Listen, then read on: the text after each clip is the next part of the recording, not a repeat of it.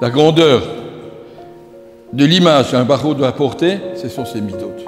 On ne nous demande pas seulement d'être Tamid Racham, de connaître tout, d'avoir des beaux pshatim et des beaux perushim et de pouvoir avoir une travauda, c'est très bien.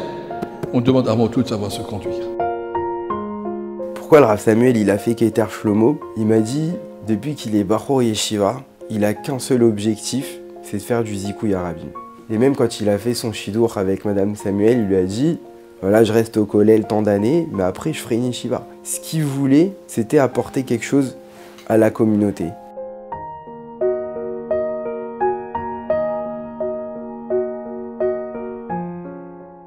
Quand on entend le mot Keter Shlomo, évidemment, on pense à Rav Samuel. Rav Samuel, c'est un Rosh Yeshiva, c'est un Rav, c'est un pote, c'est un père. La première fois que je l'ai vu, j'ai vu un homme avec une très très grande bonté. Il a cette capacité à vous faire ressentir qu'il vous aime et vous êtes son enfant. Un Rav qui est dans le Emet total. Quand on parle de Emet, c'est ça le Emet de Rav Samuel, c'est que c'est rien dans l'apparence, c'est toi à l'intérieur. Et c'est ça qui est incroyable chez Rav Samuel. Mis à part sa droiture, c'est qu'il se donne au maximum dans tout ce qu'il fait sans répit.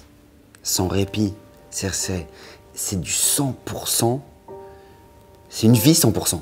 Voilà, c'est ça Rav Samuel. Il n'existe pas beaucoup d'hommes qui ont autant de choses et qui sont capables de développer autant de choses. C'est important de le dire, c'est Talmid Racham qui est derrière le Rav Samuel, qui n'arrête pas d'étudier. Et ça, c'est la réussite en réalité du Kirov. Le secret de Rav Samuel, c'est qu'il enseigne la Torah qu'il étudie. Si on veut arriver à une réussite avec le travail, de rapprocher les gens vers Hachem, dans la Torah, dans les mitzvot, dans l'Emunah et Bitachon, il faut être soi-même rempli, à déborder.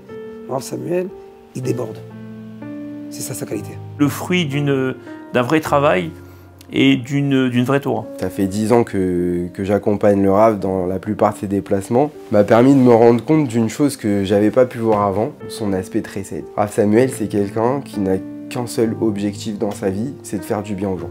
Il pense à rien d'autre. Chaque juif qui a eu besoin de lui, que ce soit d'un conseil, d'une présence, d'argent, de quoi que ce soit, Rav Samuel il s'est toujours plié en 4 pour n'importe quelle personne qui est venue le solliciter, ou même sans le solliciter, mais il a su qu'il y avait quelqu'un qui avait besoin. Moi j'ai déjà vu Rav Samuel en descendre du train pour aller prendre son avion, et entre les deux, quelqu'un qui était à l'hôpital, qui ne connaissait ni d'Adam ni d'Ève, qui a demandé si le Rav il pouvait venir la voir. Ça nous a pris 2 heures. Il n'a pas lésiné sur le temps qu'il fallait consacrer à cette personne. Quitte à rater l'avion, il n'y avait plus rien qui n'existait d'autre que cette personne qui avait besoin de lui. J'ai déjà vu le Rav passer des heures, alors qu'il a un emploi du temps extrêmement chargé, des heures à réconforter un juif qui avait perdu quelqu'un de sa famille et qui avait besoin d'épancher sa peine. J'ai eu une fois besoin de tfilote, il a été finir tout le sefer de Teilim devant la tombe de Rav Shar. Ça lui a pris peut-être 2 heures, juste parce que voilà, j'avais un souci. Le Rav il a été, ce que moi-même j'ai pas fait pour moi, le Rav il l'a fait pour moi. Et je l'ai pas vu que pour moi, je l'ai vu pour un nombre incalculable de personnes. Mais il fait pas sa stam parce que la personne elle lui a demandé, alors il doit le faire. Il prend le problème comme si c'était le sien.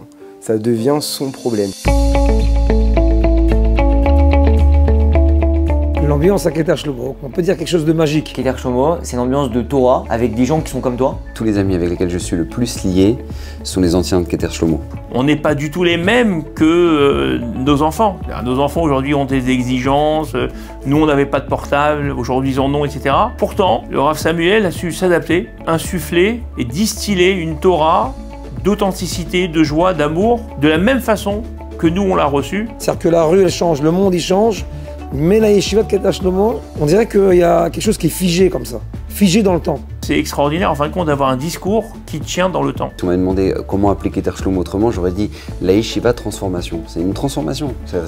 N'importe quel bachour qui est là-bas peut voir un ami à lui qui est arrivé, fraîcheur, parisienne, beau gosse, et il ressort Ben Torah, quoi. Même au bout de quelques mois, on peut dire, et je l'ai constaté, une véritable transformation de ces jeunes. Quand les enfants revenaient de Keter Shlomo, ils venaient pas avec plein de divrei Torah, mais ils venaient avec une envie d'étudier.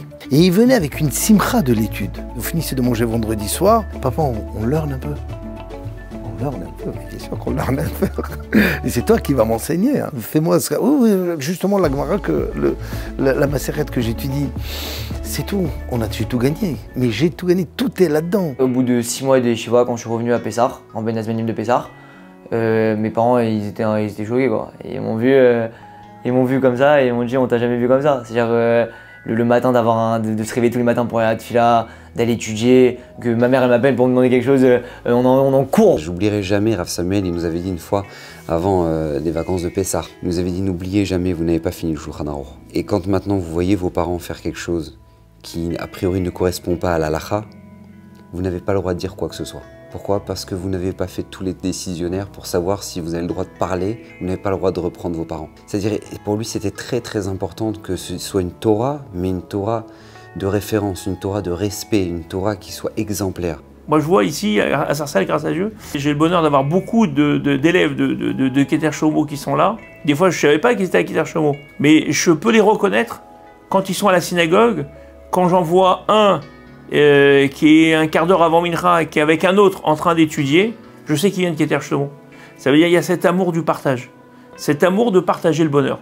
Et en fin de compte, c'est ça qu'il y a de plus fort dans Keter Shlomo, c'est on nous fait vivre un bonheur et on nous donne envie de le transmettre. J'ai vu des familles se transformer littéralement, passer de personnes qui n'étaient même pas chômeurs Shabbat ni rien, à voir leurs enfants qui reviennent. Et étant donné que quand les enfants ils reviennent, ils n'ont pas un côté austère, ils se sont complètement libérés, ils sont épanouis, heureux, ils ont une joie de vivre qui est tellement grande qu'ils la transmettent autour d'eux. Les parents, la plupart du temps, ils ressentent ça, ils voient leur enfant comme ils l'ont jamais vu, heureux, intelligent, ouvert, et qui a découvert le bonheur, alors ils veulent goûter aussi. Et donc toute la famille, elle suit forcément. C'est toujours des histoires incroyables, ils ont une influence sur les autres, et c'est la vérité.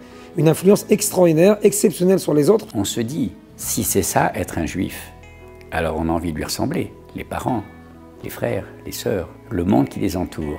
Et ça, en quelques mois, en un an maximum. C'est un modèle économique qui est unique en son genre. Rav Samuel, il prend les enfants 1 an. Je lui ai demandé, on a des bachorim qu'à la fin de l'année, on les envoie dans les yeshivot israéliennes. Je lui ai dit, mais pourquoi on les garde pas? C'est des bons bachorim et on peut faire grandir la yeshiva et avoir un meilleur niveau. Il m'a dit, mais moi je veux pas faire grandir Keter Shlomo, moi je veux faire grandir les bachorim. Et pour le bachour, il n'y a rien de mieux que de l'envoyer dans une yeshiva israélienne et qu'il devienne un vrai Ben Torah. Je veux pas qu'il reste un Choser Bitchouva toute sa vie. Moi, ce que je veux, c'est que lui, il soit un Talmid Chacham. Et le meilleur endroit pour être un Talmid Chacham, c'est avec des autres Talmidei Chachamim. Je peux dire que le Rav Samuel, il fait un marathon, mais dans le temps d'un 100 mètres. C'est assez exceptionnel. Ce qui est unique à Keter Shlomo, c'est que c'est pas une Torah qui s'étudie, c'est une Torah qui se vit. On voyait Rav Samuel, on voyait Rav Kaplan. C'était des exemples. Et pour moi, ça, c'est ce qui a marqué tous les élèves. Les rabbanim là-bas, ils n'ont pas un rôle de prof à élève. C'est vraiment un rôle protecteur. Nous donner parfois l'énergie quand on n'en a plus, garder l'espoir, avoir toujours la émouna, aller toujours de l'avant. Voilà, c'est ça en fin de compte, c'est des coachs, c'est des rabbanim, c'est du vrai coaching. Le rapport qu'il y a entre les rabbanim et les étudiants est très particulier à Keter Shlomo parce qu'en fait, chaque rav a sa particularité. Rav Kaplan, c'est un petit peu la mémoire de tous l'ancienne génération, du Rav Shar, du Steipeler. C'est avoir vécu une époque qu'on n'a pas connue. Vous voyez, mes parents sont d'Algérie. Quand on me parle de l'Algérie, j'ai l'impression que j'y suis né. J'ai l'impression d'avoir connu tous ces rabbanim de façon très proche parce que ils en parlent avec tellement de force et ils nous ont transmis tellement de messages. Moi aujourd'hui, parfois j'ai un bachour, je ne sais pas comment le diriger par rapport à telle ou telle situation. Je vais aller voir Rav Kaplan, il va me dire, moi j'ai vu cette chose-là, une fois c'est présenté devant Rav Shar, voilà ce que Rav Shar il a dit, voilà ce que le Steipeler il a dit.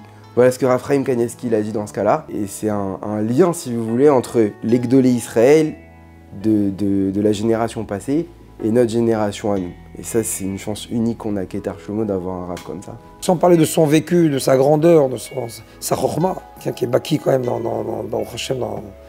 dans toute la Torah et qui en même temps qui a une proximité incroyable avec les élèves, d'être, on va dire, un bnei braki de l'époque, en même temps s'adapter un jeune de Paris de 2020. La particularité de Rav Aouzi, c'est son humour incroyable, parce qu'il est capable de tout simplement nous remettre en place, mais à sa manière, faut le vivre, quoi. Rav Aouzi, c'est la vérité, c'est l'authenticité, c'est voilà, c'est la vérité à l'état brut. Voilà, quelqu'un qui n'a pas de contour, qui a sa vérité, et il n'y a pas une autre vérité possible. Et ça, c'est aussi formidable parce que c'est un homme de conviction. Et aujourd'hui, on a besoin parfois de s'affirmer. Et c'est vrai que parfois, eh bien, on se dit, est-ce que je vais le faire ou pas? Et on pense à lui, on se dit, tiens, il faut le faire. Il faut oser. Voilà, Rav Aouzi, c'est oser. À Keter, quand on voit Rav Samuel, on est en pleine prière. On a des épisodes de 15-20 minutes. Nous, au début de l'année, on dit, mais on n'en peut plus. Ça y est, on n'en peut plus. Vous venez à la fin de l'année de Keter, vous voyez, on est 50 Bachorim. Les 50 Bachorim, ils font la même amida que Rav Samuel. Et ils attendent. Et ça, c'est un truc, c'est quelque chose de Keter qu'on a pris, que des Bachorim de Keter qui étaient là il y a peut-être 5-10 ans, et ben ils ont tous gardé ça. Les élèves de Keter Shlomo, ils sont partis avec un vrai bagage. Quand je vous dis un vrai bagage, c'est-à-dire que c'est une Torah de qualité, avec vraiment des ambitions de devenir un vrai Talmid Chacham, ou en tout cas être au service de la communauté. Mes enfants, quand ils sont sortis de Keter Shlomo, Dan maintenant ça fait déjà 5 ans qu'il a quitté Keter Shlomo, il n'a plus jamais cessé d'étudier. C'est rentré, c'est dans son quotidien, ça fait partie de sa vie. Il a une entreprise, il travaille, il est marié, il a des enfants, mais l'étude fait partie de tout.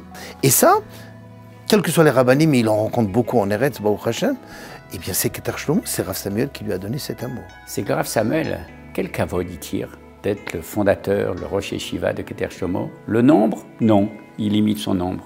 La durée dans le temps? Non, on y reste 1 an. Et ça, c'est véritablement un tel dévouement du Rav Samuel de Keter Shlomo à l'égard de cette jeunesse pour en faire justement le tremplin vers la Torah qui est tout à fait exceptionnel. Avant d'arriver à Keter, j'étais un peu le juif de Paris, quoi. J'étais le petit jeune de Paris qui entendait un cours à droite, à gauche, etc. Et dès que je suis parti à Keter, ça a fait un changement total dans ma vie. Aujourd'hui, je peux pas passer une journée sans ouvrir une Gemara ou sans étudier. C'est mon oxygène, quoi. La Gemara nous dit que c'est plus grand de vivre avec un Rav, Gdola Shimusha, Yoter Minunda, plus que d'étudier la Torah. Et c'est vraiment tout ça, Keter Shlomo. C'est cette phrase-là. C'est plus grand d'être proche de Rabbanim, de Keter Shlomo, que d'étudier. Parce qu'on voit une Torah vivante. On voit le don de soi pour la Torah, se donner sans répit. Keter, ça m'a ouvert les yeux sur l'importance d'étudier et que tous les moments qui sont libres, ils doivent être utilisés à bon escient. En réalité, il n'y a pas de moment libre. Il y a des moments où on étudie et des moments où on fait autre chose. Plus j'avance, plus je ressens que mes parents, ils sont fiers. Tout le monde, eh bien, se dit de cette grande firme appartenir à Keter Shlomo. Oui, c'est important, c'est une fierté. Moi, c'est une fierté de dire que je viens de Keter Shlomo. Je vis Keter Shlomo au quotidien. Il y a des hommes qui créent des institutions dont on ne parle pas, qui n'ont pas le nom de ce qu'on appelle ces grandes yeshivotes où tout le monde veut aller. Quand un jour, on fera le bilan, quelles sont les institutions qui ont plus marqué l'histoire du judaïsme, la progression dans le bon sens du judaïsme, en France en particulier, je suis intimement convaincu que Keter Shlomo sera dans le peloton de tête. Toute ma vie, j'ai envie de glisser dans les Limud Torah et je veux rester dans la Torah. C'est-à-dire que je ne me vois pas sans ça dans ma vie. C'est quelque chose qui s'est collé à moi. Je leur souhaite la pérennité, la santé. Une bonne santé aux Rabbanim, parce que Keter Shlomo, ce sont les Rabbanim. S'ils sont là, Baruch Hashem, alors Keter Shlomo, ça marchera. Pour les 40 prochaines années et au-delà, je souhaite à Rav Samuel, à la Yeshiva, d'être ce qu'ils ont été depuis 40 ans. Le meilleur moyen de changer le monde, c'est Keter Shlomo ne change pas. Rien d'autre que ça continue comme ça, qu'on ne bouge rien et qu'il ait les moyens de continuer cette ambition, que ça continue dans le même derrière. Et Kadosh Baruch Hu donne les forces au Rav Samuel de continuer avec santé, avec la même vigueur. Et que les Bachorim ils soient toujours aussi heureux et satisfaits de faire partie de la famille Keter Shlomo. La première mida, émet. Honnête, clair, ça c'est la définition d'un Bachor. Et si vous pouvez porter cette image avec vous dans votre cœur, 120 ans, vous aurez compris ce qu'Akadosh Baruch Hu attend de nous.